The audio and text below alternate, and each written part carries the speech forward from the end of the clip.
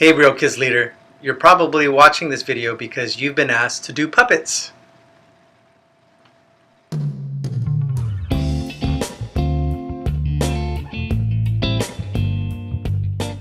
I want to give you just about a handful of pointers on how to get started on puppets so that you won't feel so petrified when you have to do it.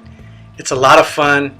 The kids get it. We do puppet skits so that the kids get another illustration of what the Bible truth we're teaching or some godly principle that we're trying to teach, and just give them another way to get that truth. First step you need to do is you need to study the script. You got to study the script. If you don't study the script, what happens is you end up reading the script behind the puppet stage, and then it's really hard to focus on actually operating your puppet and making the skit go smoothly. So always study the script. Make sure that the copy of a script is right there on the puppet stage so that it is at your eye level. Most puppet stages are about this high, so you actually have to kneel down.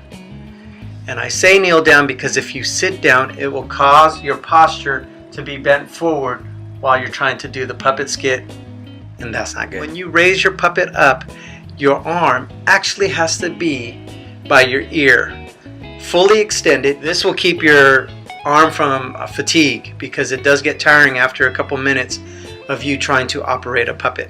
Go ahead and insert your hand into the puppet, fully into the puppet. Then what you're going to do is extend your arm fully upright and as close to your ear as you can. Like this. Make sure your hand is pointing down and not up. A lot of times you're reading the script and you forget that your hand is like that, and this is what the kids see. Now when you move the puppet's mouth, you want to make sure that you are mouthing every syllable. Try not to chop those words. So the line here says, "That's not a real plane." Puppet would say, "That's not a real plane." "That's not a real plane." Last point is, make sure your puppet is looking at the listener. If your audience is on the floor, then puppet is looking down.